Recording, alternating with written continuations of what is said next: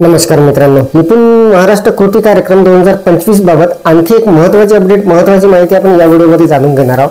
तर मित्रांनो, शैक्षणिक सत्र 2024-25 हे संपलेला आहे, परंतु आपला हा जो कार्यक्रम होता निपुण महाराष्ट्र कृती कार्यक्रम हा 5 मार्च ते 30 जून 2025 पर्यंत चालणार होता आणि याबाबत अनेक उपक्रम जे आहे ते आपल्याला घ्यायचे होते।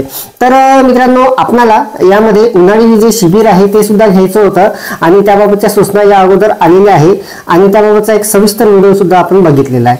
तर मित्रांनो, शासनाच्या शिक्षण विभागाकडून आणि प्रथम संस्थेकडून एक महत्त्वाचं परिपत्रक उन्हाळी शिबिराबाबत जारी झालेलं आहे आणि ते परिपत्रक आपण आजच्या या व्हिडिओमध्ये जाणून घेणार आहोत। अत्यंत महत्त्वाच्या सूचना त्यामध्ये देण्यात आलेल्या आहे। तर नमस्कार मित्रांनो, मी राजमेश्राम मराठीशाळा.com या YouTube चॅनलवर पुन्हा एकदा आपलं सहर्ष स्वागत आहे।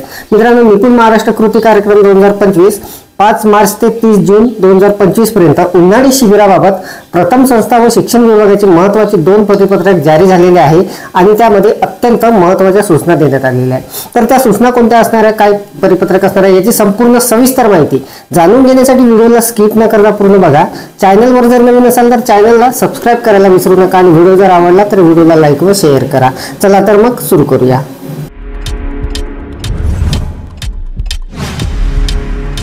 या अंतर्गत 2 परिपत्रक निर्गमित झालेले आहे। एक आपल्या शालेय शिक्षण क्रीडा विभागाचं पत्र असणार आहे आणि दुसरं जे असणार आहे ते प्रथम संस्थेचं असणार आहे। तर बघा, महाराष्ट्र शासनाच्या शालेय शिक्षण व क्रीडा विभागाचं हे जे पत्र आहे, हे जे परिपत्रक आहे, हे दिनांक 6/5/2025 ला म्हणजे 6 मे ला निर्गमित झालेलं आहे। प्रति प्राचार्य जिल्हा शिक्षण व प्रशिक्षण संस्था सर्व, शिक्षणाधिकारी प्राथमिक जिल्हा परिषद सर्व, प्रशासकीय सर्व। तर बघा, विषय आहे ग्रीष्मकालीन शिबिर प्रथम स्वयंसेवी संस्थेमार्फत राबवण्याबाबत। तर अत्यंत महत्त्वाचा विषय धरून हे पत्र निर्गमित झालेलं आहे। उपरोक्त संदर्भ विषयांमुळे राज्यातील 2री ते 5वीच्या वर्गातील शालेय विद्यार्थ्यांची अध्ययन क्षमता वृद्धिंगत करण्याकरिता निपुण महाराष्ट्र अभियान अंतर्गत विविध कृती कार्यक्रम राबवण्यात येत आहे। या उपक्रम अंतर्गत इयत्ता 3री ते 6वीच्या विद्यार्थ्यांना वाचन आणि भागाकाराची उदाहरणे सोडवण्यात यावी, यासाठी शालेय वेळेव्यतिरिक्त वेळ वापरणे आणि सुट्टीच्या कालावधीचा सदुपयोग करता यावा, या अनुषंगाने विद्यार्थ्यांना अपेक्षित अध्ययन स्तरावर आणण्यासाठी प्रथम संस्थेमार्फत गाव व शाळा पातळीवर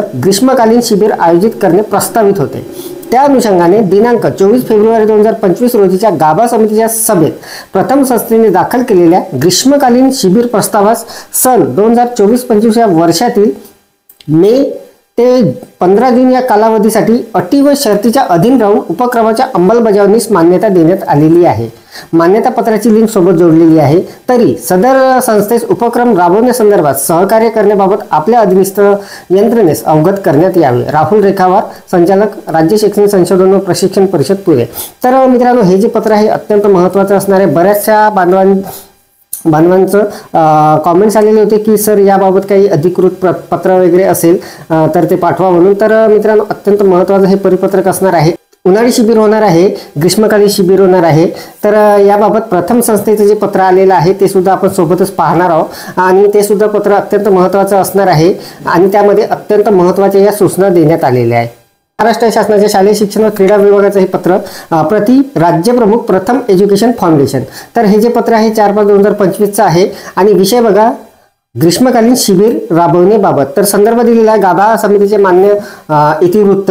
तर संपूर्ण सविस्तर माहिती इथे आपण जाणून घेणार आहोत। विषयांमुळे विविध स्वयंसेवी संस्थेद्वारे दिनांक 24 फेब्रुवारी 2025 रोजी झालेल्या गाभा समितीच्या बैठकीमध्ये मराठी भाषेसंदर्भातील प्रस्तावाचे सादरीकरण करण्यात आलेले होते।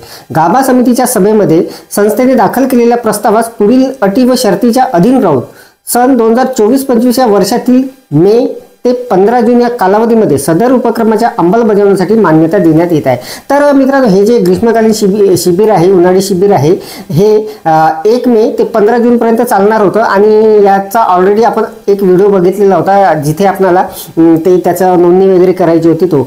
तर हे अधिकृत पत्र जे आलेले आहे किंवा ज्या सूचना आलेल्या आहेत त्यात आपण जाणून घेणार आहोत नेमकं काय करायचं आहे। तर विषय बघा, ग्रीष्मकालीन उपक्रम प्रस्तावित कार्यक्षेत्र जे असणार आहे जिल्हे, शाळा इत्यादी महाराष्ट्र राज्यातील सर्व शाळा।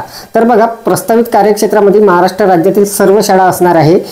तर बघा, निर्णय संस्थेने दाखल केलेल्या प्रस्तावानुसार सन 2024-25 या वर्षातील मे ते 15 जून या कालावधीमध्ये गाभा समिती सदस्यांनी प्रथम संस्थेत सर्व शाळेमध्ये सदर कार्यक्रम निःशुल्क राबवण्याच्या अटीवर तसेच विभागाच्या खालील अटी व शर्तीच्या अधीन राहून मान्यता देण्यात येत आहे। तर बघा, याबाबत ज्या काही अटी आणि शर्ती आहे त्या खाली दिलेल्या आहे।